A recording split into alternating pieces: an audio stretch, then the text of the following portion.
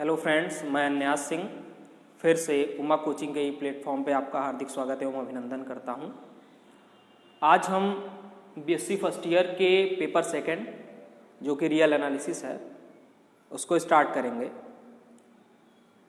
अब हमने ध्यान होगा कि 10th में एक हमने प्रूफ करी थी ये बात कि square root 2 is an irrational number. क्या होता है? ये एक अपरिमेय संख्या होती है। तो अगर हमें याद हो तो हमने क्या यूज़ किया था प्रूफ में इसके, जब इस बात को हमने सिद्ध किया था तो कुछ बातें हमने लिखी थी उसमें कि कैसे, कुछ बातें लिखी कि कैसे ये स्क्वायर रूट 2 एक इरेशनल नंबर है या अपरिमेय संख्या है, और वो बात में हो गई बात। लेकिन जो हमने इसके प्रूफ के लिए बातें यूज़ की उनका कुछ मतलब था, वो सही थी या गलत थी। तो इस प्रूफ करने के लिए हमें क्या करना पड़ता है, कुछ सेंटेंसेस लिखने पड़ते हैं, ठीक है, जो क्या होते हैं या तो सही होते हैं या गलत होते हैं। दो बातें होती हैं। अगर हम इस डेफिनेशन को ध्यान दें, ये मैंने लिखा है स्टेटमेंट्स एंड देयर कॉम्बिनेशन। ये पहला टॉपिक जो हम पढ़ेंगे, जो कि बहुत ज़रूरी है लॉजिक एंड प्रूफ्स के टॉपिक में। जब हम लॉजिक एंड प्रूफ्स पढ़ेंगे तो हमें ये देखना है कि कैसे किसी भी मैथमेटिकल स्टेटमेंट, जैसे था आपका square root 2 is an irrational number, उसको कैसे हमें प्रूव करना है, हम कैसे ये कह पाएंगे कि वो बात सही है या गलत है। तो उसके लिए हमें ये टॉपिक पढ़ना बहुत ज़रूरी है। और ये एक हिसाब से हम कह सकते हैं कि ये बेस है आपका मैथमेटिक्स के लैंग्वेज का। ये आपको कैसे लिखने हैं बातें, जब आप प्रूफ करने जा रहे हो तो कैसे लिखनी है बातें, ये सारी बातें इस टॉपिक के अंदर हम करेंगे। तो जरा सा अगर आप इस डेफिनेशन पे ध्यान दें, स्टेटमेंट्स एंड देयर कॉम्बिनेशन, क्या लिखा हुआ है कि all mathematical proofs and arguments, जो कि जैसे मैथमेटिकल प्रूफ्स आपका क्या था, जो square root of 2 is an irrational number को हमने प्रूव करने में लिखा था, वो क्या था, मैथमेटिकल प्रूफ्स था। उसमें जो हमने सेंटेंसेस यूज़ किए दैट आर दी आर्गुमेंट्स। तो all mathematical proofs and arguments are based on statements, इसको थोड़ा मैं अंडरलाइन करूँगा, ये भी हम देखेंगे। Are based on statements which are declarative sentences और meaningful strings of symbols that can be classified as being true और फॉल्स। तो स्टेटमेंट्स क्या हैं? ये सेंटेंसेस हैं। कैसे सेंटेंसेस हैं? डिक्लेरेटिव सेंटेंसेस हैं या मीनिंगफुल स्ट्रिंग्स ऑफ सिंबल्स हैं। अब ये सिंबल्स क्या हैं, सब इसी में हम बात करेंगे। लेकिन एक शब्द में पहले यहाँ ये जानना जरूरी है कि स्टेटमेंट्स हैं क्या। स्टेटमेंट्स ऐसे सेंटेंसेस हैं जिनको पढ़ने के बाद आप ये कह सकें कि वो ट्रू हैं या फॉल्स हैं, ठीक है। हम बिल्कुल क्लियर कह सकें कि वो सेंटेंसेस, ऐसे सेंटेंसेस जिनको पढ़ने के बाद आप कह सको कि वो ट्रू हैं या फॉल्स, तब ऐसे सेंटेंसेस को ही हम स्टेटमेंट्स कहते हैं। तो वही लिखा है कि statements which are declarative sentences और meaningful strings of symbols that can be classified as being true और false. It is not necessary that we know whether a given statement is actually true और false. ये जरूरी नहीं है कि अगर आपको कोई स्टेटमेंट दिया है तो वो ट्रू होंगे या फॉल्स। ये जरूरी नहीं कि आपको तुरंत जानकारी हो, जब तक कि उसको प्रॉपरली प्रूफ ना किया जाए, ठीक। But it must be one और the other and it can not be both. लेकिन ये जरूर है कि अगर कोई स्टेटमेंट दिया गया है तो वो या तो सही होगा या तो गलत होगा, मतलब ट्रू होगा या फॉल्स होगा, दोनों नहीं हो सकता, ये पॉसिबल नहीं है। तो ये दोनों ना होना, ये एक प्रिंसिपल, इसको बोलते हैं प्रिंसिपल ऑफ एक्सक्लूडेड मिडिल। मतलब अगर कोई भी स्टेटमेंट दिया है that will be either true और फॉल्स, दोनों नहीं हो सकता, ठीक है। तो अब हम आते हैं अपने टॉपिक की तरफ।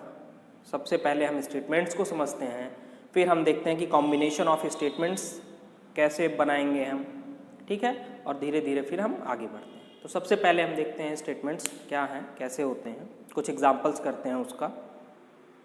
तो जैसे देखिए,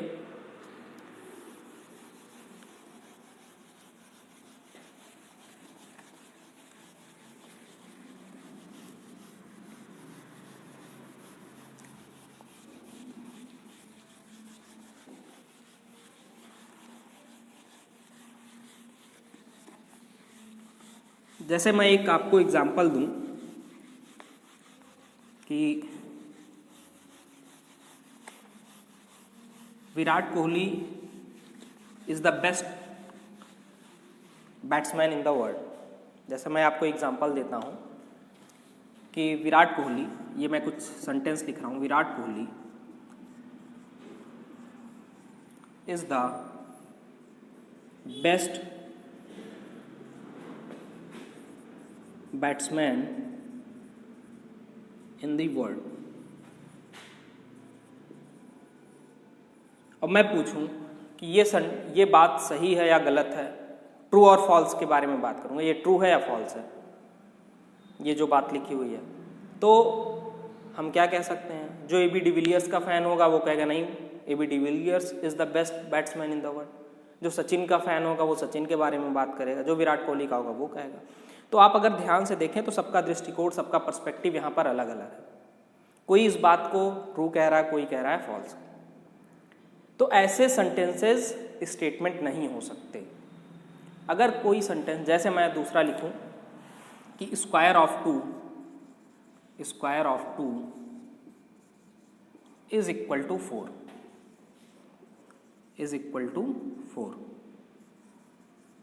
अब अगर इसके बारे में मैं पूछूं, there are two examples, one is this and another is this. तो अगर इसके बारे में मैं पूछूं तो सबके जवाब क्या होंगे? अलग अलग होंगे। कुछ लोग कहेंगे नहीं, एबी डिविलियर्स बैट्समैन है, सबसे अच्छा विश्व का, मतलब कुल मिला के उनके नज़र में ये गलत है। आप अगर विराट के फैन हो तो आप कहोगे नहीं, सही है। तो सबके पर्सपेक्टिव अलग अलग है। But what about this statement?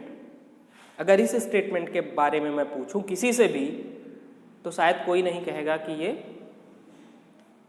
False statement है, सभी कहेंगे कि ये ट्रू स्टेटमेंट है।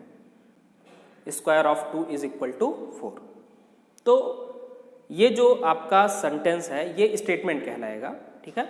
ये स्टेटमेंट नहीं कहा जा सकता, ये सेंटेंस आपका स्टेटमेंट कहा जाएगा, क्योंकि आप इसको पढ़ के क्लियरली बता सकते हो कि ये ट्रू है और फॉल्स, और किसी का भी पॉइंट ऑफ व्यू, किसी का भी व्यू इस पे अलग नहीं आएगा, सभी लोग इसको ट्रू ही कहेंगे। अब ऐसे ही अगर मैं तीसरी बात लिखूं,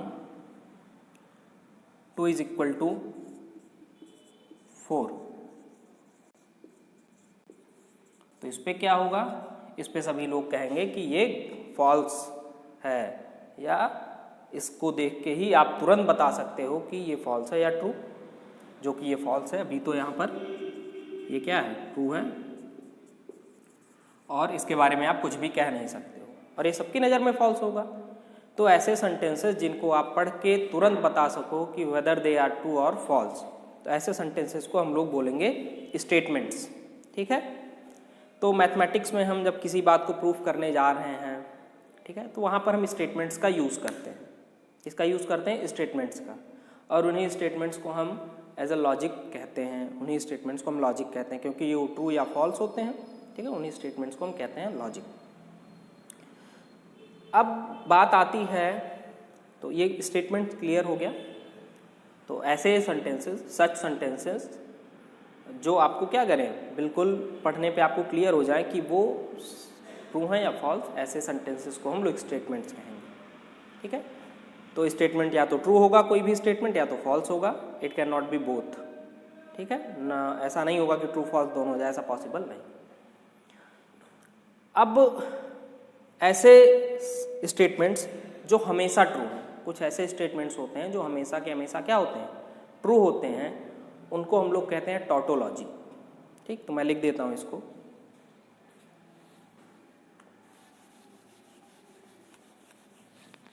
तो मैं यहाँ लिख दूं, ये दोनों क्या हैं? स्टेटमेंट्स हैं, और it is a not statement, it is not a statement, ठीक है।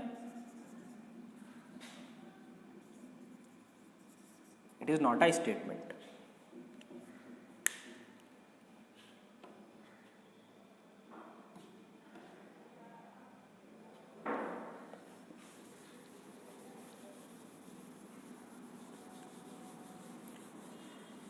तो जैसे आपका 2 square of 2 is equal to 4, ये क्या है, हमेशा के हमेशा ये स्टेटमेंट सही होगा। तो ऐसे स्टेटमेंट्स को हम लोग क्या बोलेंगे, टॉटोलॉजी। और ऐसे कुछ स्टेटमेंट्स होते हैं जो हमेशा गलत होते हैं, उनको हम लोग बोलते हैं कॉन्ट्राडिक्शन। ठीक है, तो मैं लिख देता हूँ यहाँ पर। तो दो बातें हुई, एक हुई टॉटोलॉजी और दूसरी बात हुई कॉन्ट्राडिक्शन। तो टॉटोलॉजी क्या है, सच statements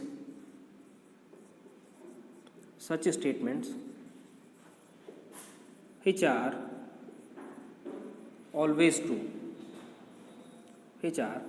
always true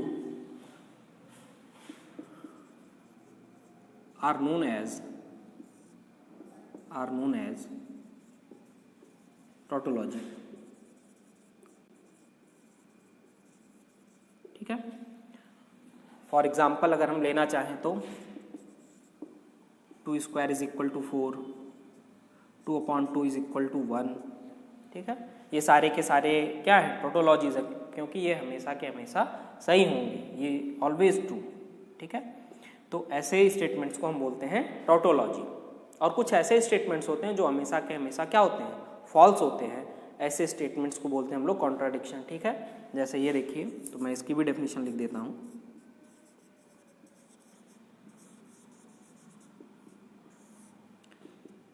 Such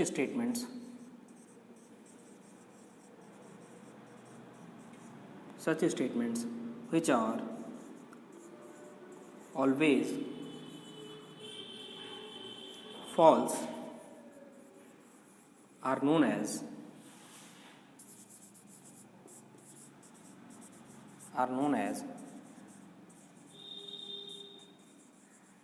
contradiction। For example अगर हम लेना चाहें तो मैं यहाँ ले लूँ 2 इज इक्वल टू 1, ये तो होता ही नहीं है, तो ये क्या है, एक फॉल्स स्टेटमेंट है, ये हमेशा के हमेशा क्या रहेगा, ये फॉल्स स्टेटमेंट रहेगा। ऐसे स्टेटमेंट्स को बोलते हैं हम लोग कंट्राडिक्शन। ठीक,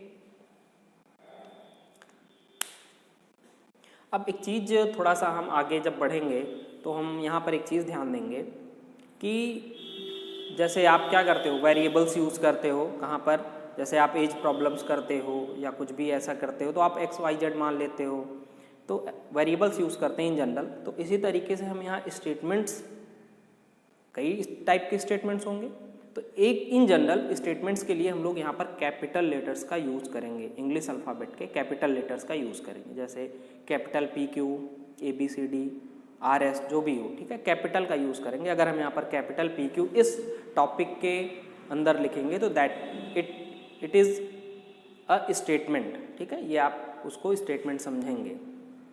ठीक है ना, और कैपिटल T और फॉल्स हम ये इसलिए लिखेंगे कि वो ट्रूथनेस या फॉल्सनेस बताएगा उस स्टेटमेंट का। जैसे ये स्टेटमेंट ट्रू है तो हम इसके लिए कैपिटल T लिख रहे हैं, that is this statement is true.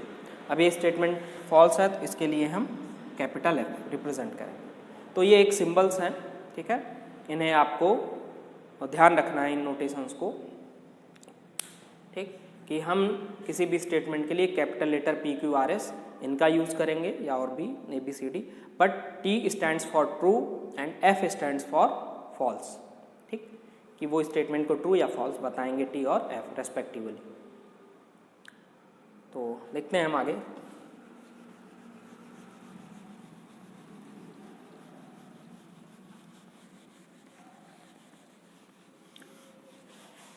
दो ऐसे statement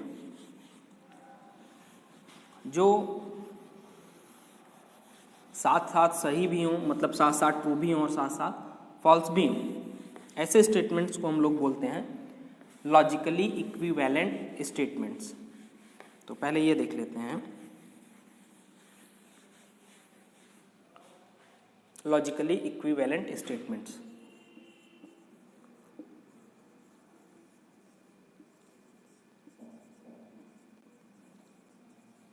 logically equivalent statements.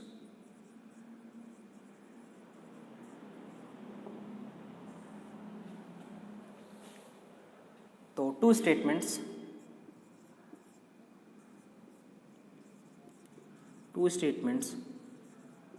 are said to be logically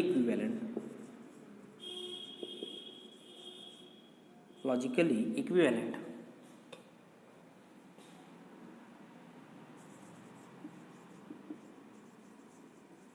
when one is true या फॉल्स, जैसा भी हो, ठीक है, वन इज ट्रू या फॉल्स अगर मान लीजिए, और फॉल्स, ठीक है, वन इज ट्रू और false exactly when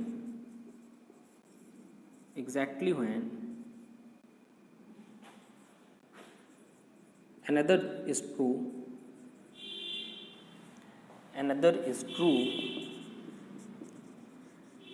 or false. ठीक, two statements are said to be logically equivalent when one is true exactly when another is true, or when one is false exactly when one is false. तो इसका मतलब ये हुआ कि दो statements logically equivalent होंगे अगर दोनों साथ साथ सही या साथ साथ गलत होते हैं, ठीक है, दोनों साथ साथ सही ट्रू या फॉल्स होते हैं। ठीक, अब इसको हम लोग सिंबॉलिकली कैसे लिखते हैं? It is represented as for two statements, for two logically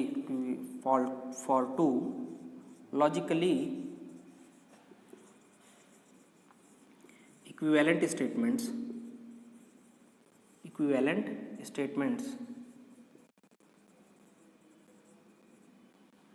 P and Q, P, Q, we write।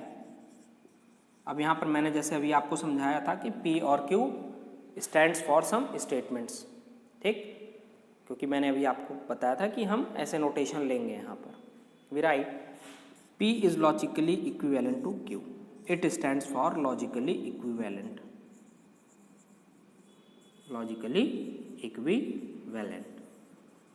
ठीक, it stands for logically equivalent. तो हम बार बार ये ना लिख के कि P is logically equivalent to, ठीक है, हम डायरेक्टली यही लिख देते हैं P और ये साइन Q, ठीक, तो ये कह देगा आपको P is logically equivalent to Q। अब अगर हम एग्जांपल लेना चाहें इसके लिए तो एक एग्जांपल हम लेते हैं, जैसे ध्यान दीजिए आप, ऊपर मिटाना पड़ेगा थोड़ा,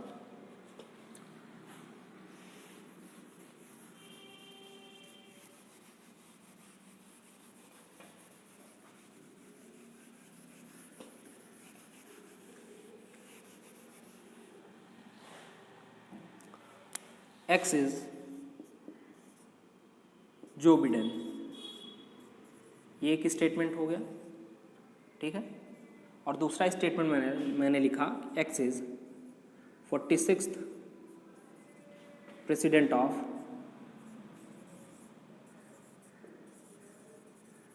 अमेरिका, ठीक, ये मैंने लिखा। तो दो स्टेटमेंट्स हैं, अभी रिसेंट में चुनाव हुए तो जो बिडेन जीते हैं, तो X इज जो बिडेन, ठीक है, ये एक स्टेटमेंट हुआ, और X is 46th president of America. तो 46th प्रेसिडेंट ऑफ अमेरिका कौन है? जो बिडेन है। तो चाहे हम ये बात कहें और चाहे ये बात कहें, दोनों के दोनों बातें क्या हैं? सही हैं। तो इन दोनों स्टेटमेंट्स को हम लोग क्या कहेंगे? लॉजिकली इक्विवेलेंट, ठीक, ये दोनों बातें क्या हो गई? लॉजिकली इक्विवेलेंट, ठीक, चाहे हम ये कहें कि X इज जो बिडेन या ये कहें कि X is 46th president of America, ठीक, तो ये दोनों बातें लॉजिकली इक्विवेलेंट है, दोनों स्टेटमेंट्स लॉजिकली इक्विवेलेंट है, ठीक। तो क्योंकि अगर हम ये कहेंगे तो इसमें भी क्या होगा? जो बिडेन ही आएंगे, और ऑलरेडी आप यहाँ X इज जो बिडेन कह ही रहे हो, ठीक, तो दोनों स्टेटमेंट लॉजिकली इक्विवेलेंट है।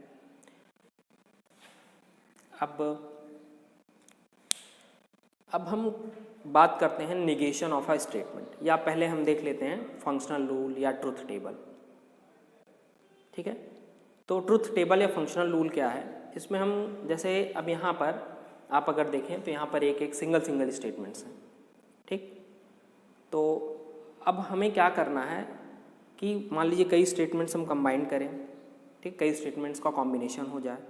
फॉर एग्जांपल अगर यहाँ पर हम जैसे हमने ये लिखा कि 2 square is equal to 4 and 3 is equal to 2, अब यहाँ पर एक स्टेटमेंट ये हो गया और एक स्टेटमेंट ये हो गया, 2 square is equal to 4 and 3 is equal to 2, दोनों अलग अलग स्टेटमेंट्स थे। ठीक है, अब दोनों को हमने क्या किया, कंबाइन किया, एक वर्ड लगा के एंड। ठीक, अब ये स्टेटमेंट तो सही था, लेकिन ये स्टेटमेंट ट्रू है, ये स्टेटमेंट क्या है, फॉल्स है। लेकिन दोनों को अब हमने कंबाइन कर लिया एंड से, तो अब हम क्या कहें कि ये स्टेटमेंट ट्रू है या फॉल्स है। अब ये डाउट आता है दिमाग में। तो पहले तो हमें ये जानना होगा कि स्टेटमेंट्स का कॉम्बिनेशन कैसे करें, और फिर कॉम्बिनेशन करने के बाद हम कैसे ये चेक करें कि वो स्टेटमेंट जो नया बन रहा है वो ट्रू है या फॉल्स। तो ये जो चेक करने का तरीका है कॉम्बिनेशन ऑफ स्टेटमेंट्स का ट्रूथनेस या फॉल्सनेस चेक करने के लिए, इस तरीके को ही हम लोग कहते हैं ट्रुथ टेबल या फंक्शनल रूल। तो पहले तो हम ये जान लें कि कैसे हम कंबाइन करेंगे स्टेटमेंट्स को। ठीक है, तो स्टेटमेंट्स को कंबाइन करने के लिए कुछ वर्ड्स यूज़ किए जाते हैं जिनको बोलते हैं हम लोग लॉजिकल कनेक्टिव्स। जैसे यहाँ पर हमने क्या यूज़ कर लिया, एंड यूज़ कर लिया। इसी तरीके से हम क्या कर सकते हैं, एक ये नया स्टेटमेंट बन गया। ठीक, अब एक यहाँ पर हम ये यूज़ कर सकते हैं 2 स्क्वायर इज इक्वल टू 4 और 3 इज इक्वल टू 2। ठीक है, अब नया वर्ड यूज़ कर लिया हमने, तो ये भी एक स्टेटमेंट बन गया। अब ये ट्रू है या फॉल्स चेक करना पड़ेगा। ठीक है, तो इस पहले हम ये जान लें कि कॉम्बिनेशन ऑफ स्टेटमेंट्स कैसे होगा। तो उसके लिए हमें ज़रूरत पड़ेगी कुछ ऐसे वर्ड्स की जिनसे हम कई स्टेटमेंट्स ऐड कर सकें, कंबाइन कर सकें। तो ऐसे वर्ड्स को हम लोग बोलते हैं लॉजिकल कनेक्टिव्स। तो सच words with the help of which we can combine 2 or more statements are known as logical connectives। तो मैं लिख देता हूँ इसको। तो ये कॉम्बिनेशन ऑफ स्टेटमेंट्स के थ्रू अब हम आगे बढ़ रहे हैं।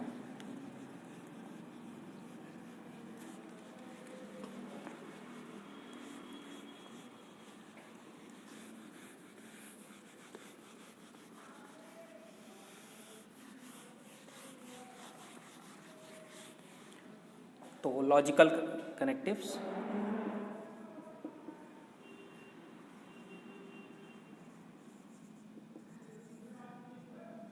such words with the help of which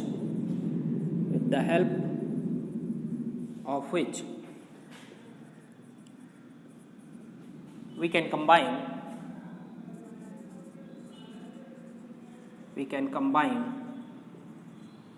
2 or more statements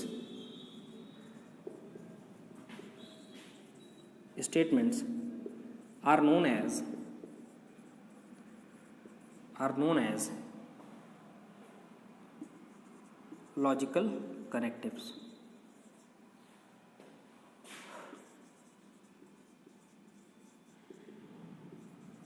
for example, आपका एक लॉजिकल कनेक्टिव एंड जो भी हमने ऊपर लिखा, और if then.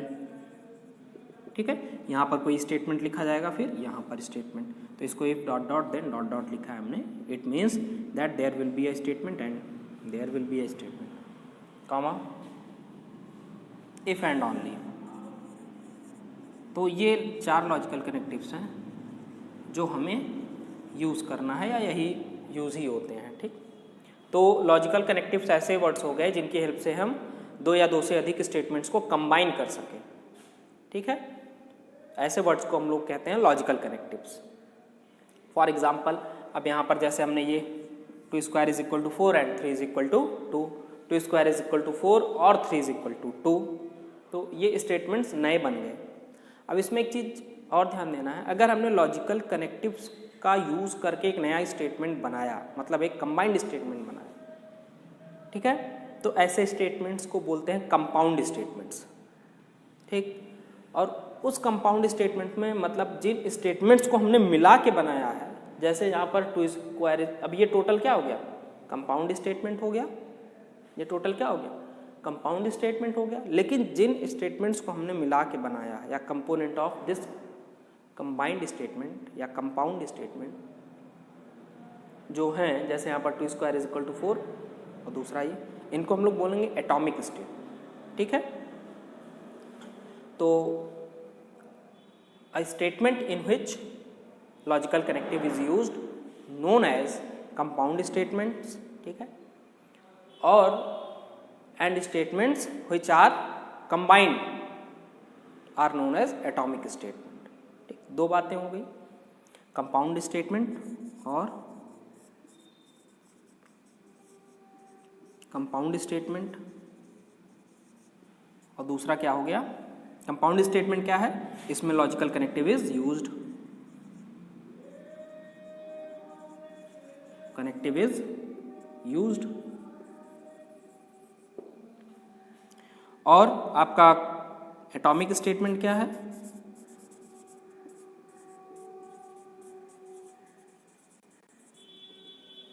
Statements which are used to form compound statement.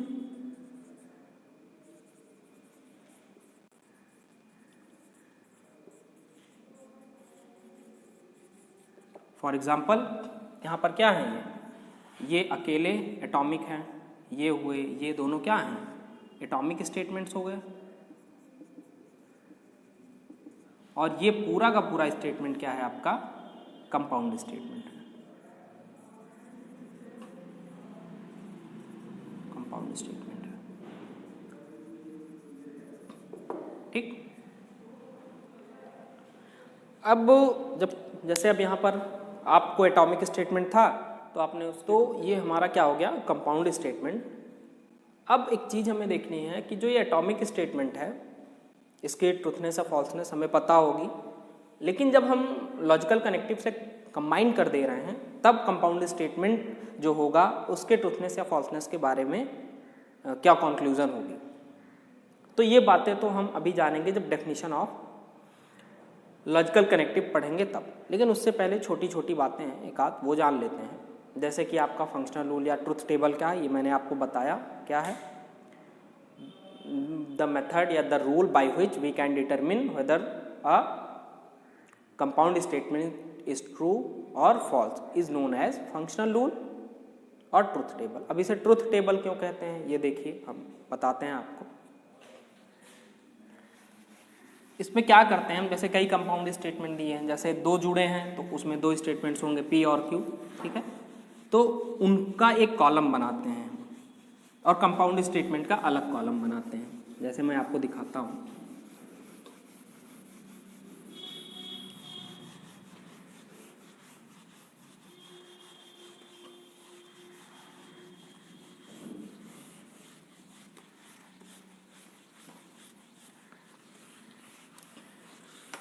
तो पहले मैं इसकी डेफिनेशन लिख दूं। ट्रुथ टेबल ऐसी को हम लोग बोलते हैं functional rule.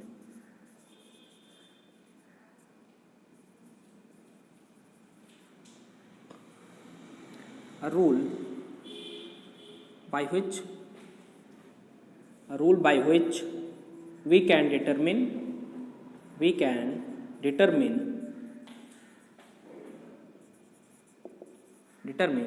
whether a compound statement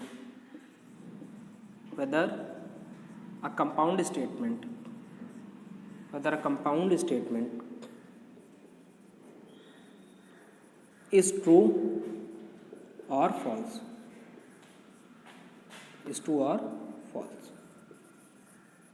is known as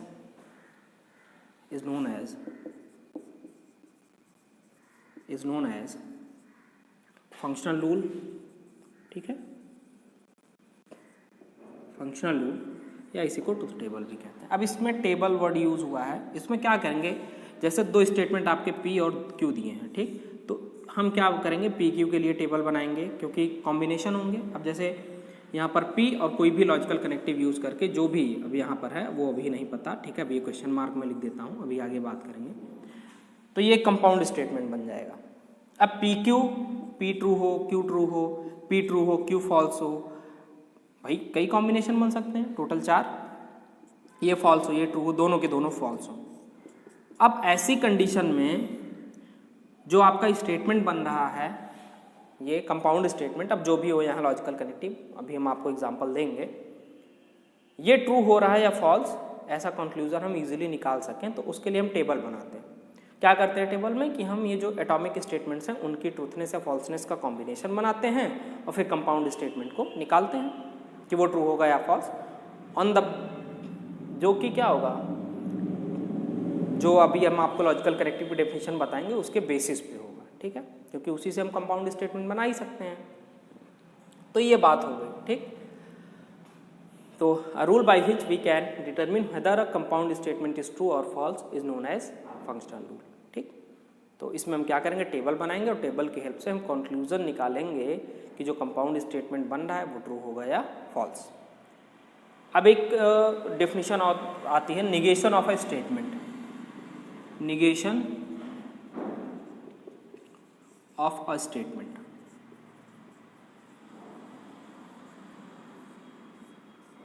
तो अगर कोई स्टेटमेंट है P, negation of a statement, negation of a statement P is denoted by, हम इस तरीके से डिनोट करते हैं, ठीक। इसको बोलेंगे not P, read as not P, ठीक है, नहीं तो आप माइनस P वगैरह पढ़ दो, ये गलत है, ठीक है। It will be read as not P, ठीक है। तो ये ध्यान रखना है, denoted by not P and defined as,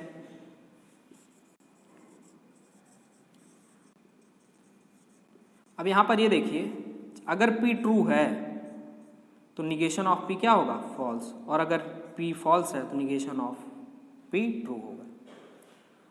जैसे 2 स्क्वायर इज इक्वल टू 4, ये क्या है, ट्रू है, ठीक। अब इसका अगर निगेशन लिखना चाहें तो negation of 2 square is equal to 4, it is logically equivalent to 2 square is not equal to 4। ये गलत, ये फॉल्स हो गया, ये ट्रू था ये स्टेटमेंट, इसका निगेशन क्या हो गया, फॉल्स हो गया। इसी तरीके से जैसे कुछ साइंस होते हैं, अगर हम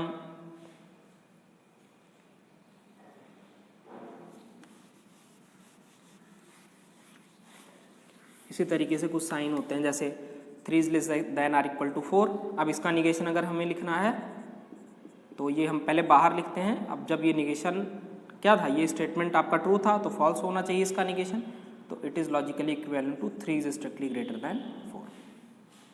इसी तरीके से negation of 3 is strictly greater than 1, तो इसका निगेशन क्या हो जाएगा, ये ट्रू बात थी, या मैं ऐसा लिखूं कि 3 इज स्ट्रिक्टली लेस देन 1, तो ये क्या था, फॉल्स था, तो इसका निगेशन क्या हो जाएगा, 3 इज ग्रेटर देन और इक्वल टू 1, ठीक। तो अगर कोई स्टेटमेंट ट्रू है तो उसका निगेशन फॉल्स हो जाएगा, अगर वो स्टेटमेंट फॉल्स है तो उसका निगेशन ट्रू हो जाएगा, ठीक। अब हम सीधे आते हैं अपनी लॉजिकल कनेक्टिव्स की डेफिनेशन पर, ठीक है।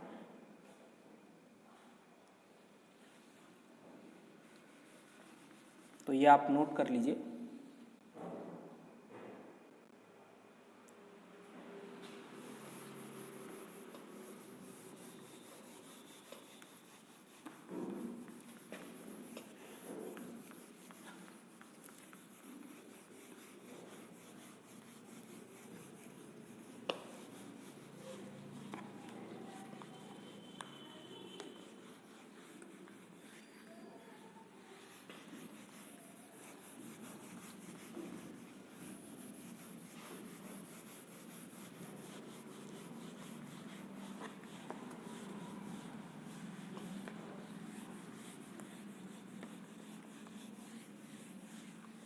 तो सबसे पहले हम पढ़ते हैं कंजंक्शन, या जो आपका लॉजिकल कनेक्टिव एंड मैंने लिखा था उसके बारे में।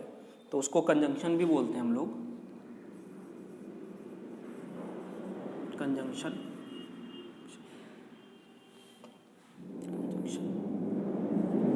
ठीक है, या एंड कनेक्टिव को ही हम कंजंक्शन बोलते हैं, ठीक। इसको हम लोग इस तरीके से भी डिनोट करते हैं। तो इससे two statements for two statements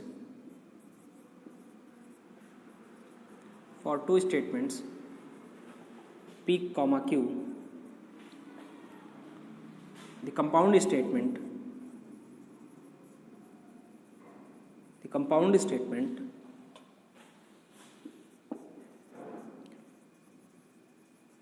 P and Q, या इसी को हम इस तरीके से भी लिख सकते हैं P and Q is true only when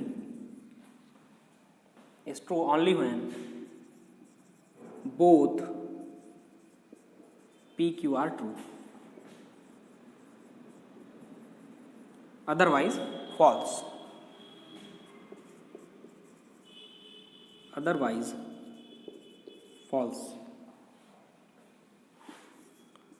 क्या मतलब हुआ इसका कि दो स्टेटमेंट को अगर हमने कंजक्शन से मतलब एंड कनेक्टिव से ऐड किया या कंबाइन किया तो वो जो कंपाउंड स्टेटमेंट बनेगा वो तभी सही होगा जब P, Q दोनों के दोनों ट्रू हों, अदरवाइज बाकी केसेस में क्या होगा, P and Q फॉल्स होगा। अब इसकी ट्रुथ टेबल हम बनाते हैं। ट्रुथ टेबल आप देखिए, ये आपका P हो गया, ये Q हो गया, ये हो गया आपका P and Q, ठीक। तो P Q, P ट्रू हो, Q ट्रू हो, P ट्रू हो, Q फॉल्स हो जाए, P फॉल्स हो जाए, Q ट्रू हो जाए, दोनों के दोनों क्या हो जाए, फॉल्स हो जाए, ठीक। तो मैंने कहा कि P and Q तभी ट्रू होंगे जब दोनों के दोनों क्या हों, ट्रू हों, बाकी सारे के सारे केसेस में फॉल्स। मतलब चाहे दोनों में से कोई एक फॉल्स हो या दोनों फॉल्स हो, P and Q क्या हो जाएगा, फॉल्स हो जाएगा। और ट्रू कब होगा, जब दोनों के दोनों ट्रू हों। अब एक चीज़ यहाँ ध्यान देने की बात है, चाहे आप P and Q लिखिए चाहे Q and P लिखिए, बात सेम होगी। अब यहाँ ये ट्रू ये ट्रू, दोनों ट्रू होने चाहिए Q P, तो P ट्रू Q जो है आपका ट्रू है, P ट्रू है, तो ये Q and P क्या हो जाएगा, ट्रू हो जाएगा। ये फॉल्स है, ये ट्रू है, फॉल्स। मतलब ये भी स्टेटमेंट तभी सही होगा जब Q और P दोनों के दोनों क्या हों, ट्रू हों। तो एक ही केस में ट्रू हो रहा है, ठीक, फॉल्स, बाकी केसेस में फॉल्स। तो एक चीज़ हम देख रहे हैं कि P and Q, ठीक है, और Q and P दोनों साथ साथ सही हो रहे हैं या साथ साथ फॉल्स हो रहे हैं, दोनों साथ साथ ट्रू हो रहे हैं या साथ साथ फॉल्स हो रहे हैं। तो अभी मैंने आपको एक डेफिनेशन बढ़ाई थी लॉजिकली इक्विवेलेंट की। तो ऐसे स्टेटमेंट जो साथ साथ ट्रू हो साथ साथ फॉल्स हो उनको क्या बोलते हैं हम लोग, लॉजिकली इक्विवेलेंट। तो यहाँ पर P and Q is logically equivalent to Q and P, ये ध्यान देने की बात है। मतलब एंड कनेक्टिव के दोनों तरफ अगर हम स्टेटमेंट्स, एटॉमिक स्टेटमेंट्स की पोजीशन बदलें तो कोई फर्क ट्रूथनेस या फॉल्सनेस पे नहीं पड़ेगा, यही यहाँ पर ध्यान देना है, ठीक।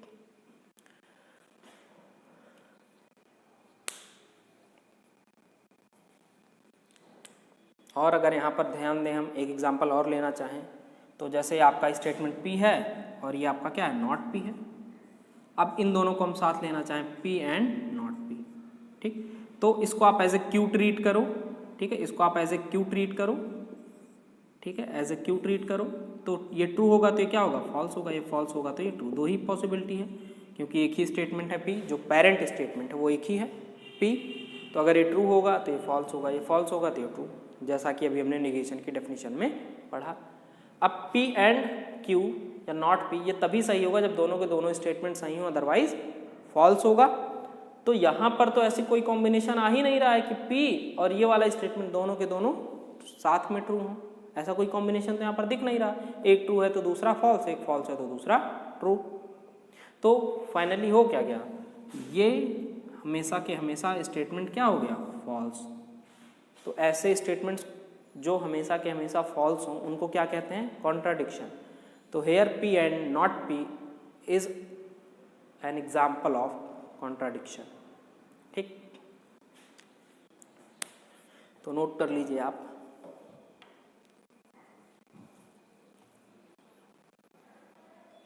अब हम दूसरी डेफिनेशन पे आते हैं जिसको हम लोग बोलेंगे डिसजंक्शन।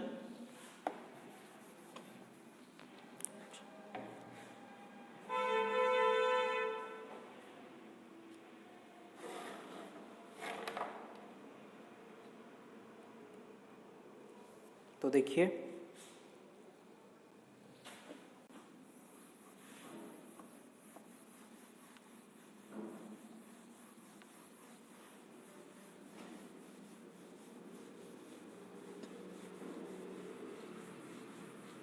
डिसजंक्शन में क्या है, और कनेक्टिव को ही हम लोग बोलते हैं डिसजंक्शन, ठीक है।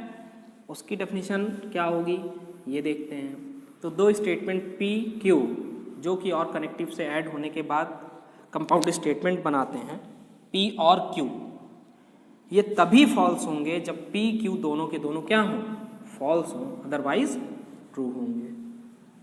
तो देखिए इसको जरा सा, disjunction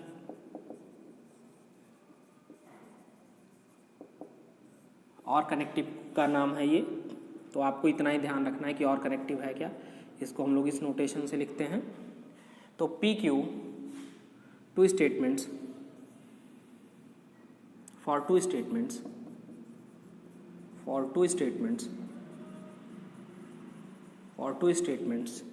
P comma Q,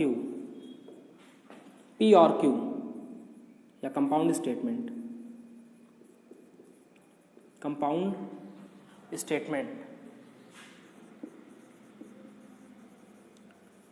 P और Q, या इसी को हम लिखते हैं P और Q is false only when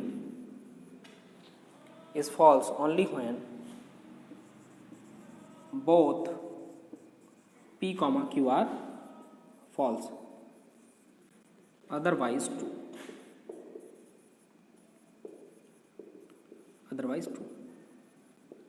तो इसके ट्रुथ टेबल हम लोग बनाते हैं।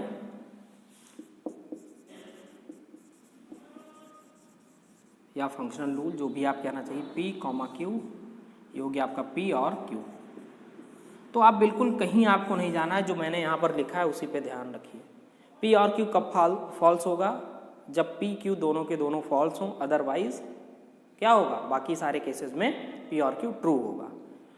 तो यहाँ पर ये ट्रू हो, ये ट्रू हो, ये ट्रू हो, ये फॉल्स हो जाए, ये फॉल्स हो जाए, ये ट्रू हो जाए, दोनों के दोनों क्या हो जाए, फॉल्स हो जाए। यही 4 पॉसिबिलिटीज़ बनती हैं। तो भैया ये तभी फॉल्स होना है जब ये फॉल्स होगा, ये तभी फॉल्स होगा जब ये दोनों के दोनों फॉल्स हों, अदरवाइज ट्रू, मतलब बाकी सारे के सारे केसेस में क्या होना है, इनको ट्रू होना। तो ये किसकी डेफिनेशन है, P और Q की, ठीक। जैसे मैंने ये स्टेटमेंट लिखा था 2 स्क्वायर इज इक्वल टू 4 और 3 इज इक्वल टू 1। अब इसमें ये तो फॉल्स है, ये तो ट्रू है, तो ये पूरा का पूरा स्टेटमेंट क्या हो गया, ट्रू हो गया। लेकिन अभी यही मैं 2 इज इक्वल टू 4 लिखता एंड 3 इज इक्वल टू 1 लिखता, तो ये तभी ट्रू होता है जब दोनों के दोनों स्टेटमेंट ट्रू हों। लेकिन यहाँ पर ये फॉल्स है, ये ट्रू है, तो इसका मतलब ये स्टेटमेंट क्या हो गया, फॉल्स हो गया।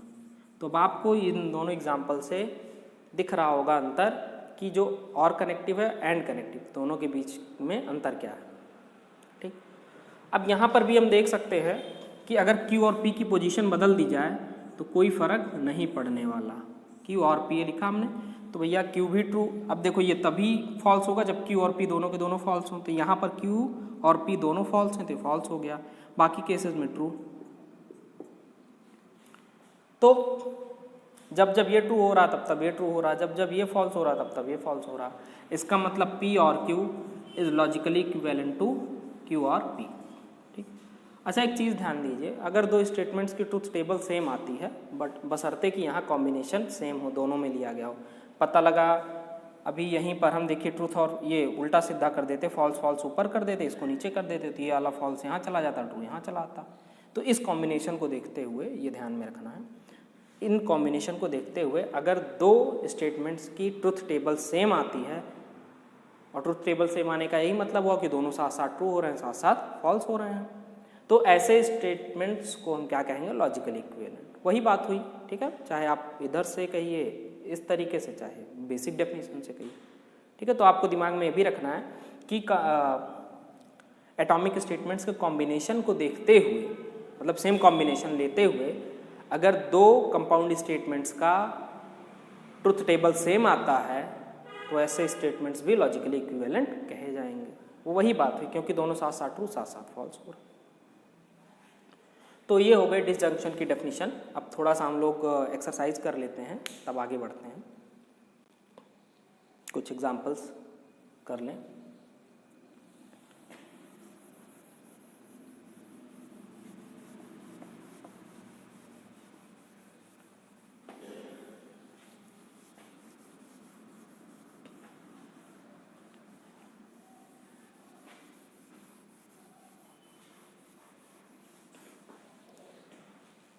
जैसे शो दैट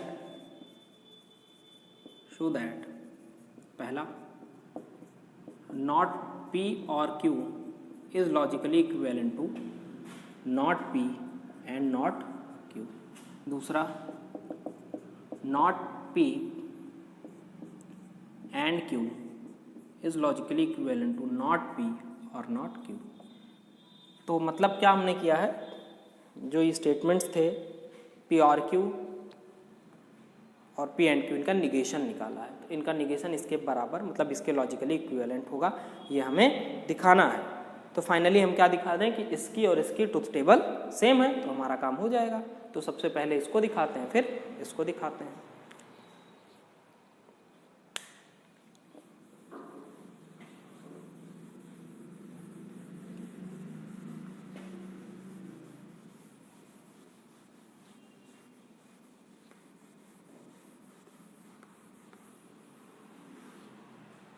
तो देखिए जरा सा, पहला वाला P लिखा मैंने, Q लिखा, फिर दोनों का निगेशन। हमेशा पहले सारे के सारे एटॉमिक स्टेटमेंट्स लिख लीजिए, तो आपको काम करना आसान होगा, क्योंकि इस कंपाउंड स्टेटमेंट में ये एटॉमिक स्टेटमेंट यूज हो रहे हैं। तो पहले ये दोनों एटॉमिक स्टेटमेंट, फिर नॉट P नॉट Q।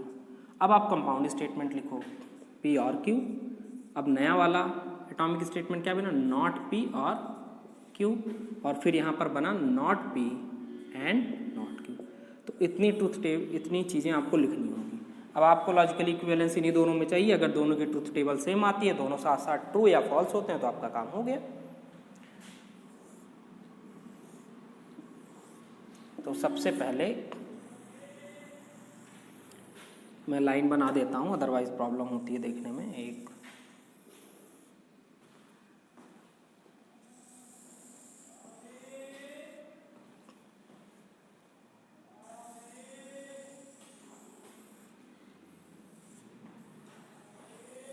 ठीक, 4 ही कॉम्बिनेशन होंगे, ये ट्रू हो जाए, ये ट्रू हो जाए,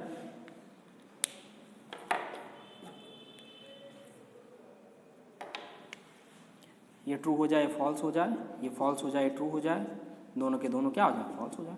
अब जरा सा देखिए, निगेशन ऑफ P, अगर ये ट्रू है तो ये क्या हो जाएगा, फॉल्स, ये ट्रू है तो ये फॉल्स, ये फॉल्स है तो ये ट्रू, ये फॉल्स है तो ये ट्रू, क्योंकि निगेशन जस्ट अपोजिट होता है। अब इसका निगेशन देखिए, अगर Q ट्रू है तो नॉट Q क्या होगा, फॉल्स, ये फॉल्स है तो ये ट्रू, ये ट्रू है तो ये फॉल्स, ये फॉल्स है तो ये ट्रू।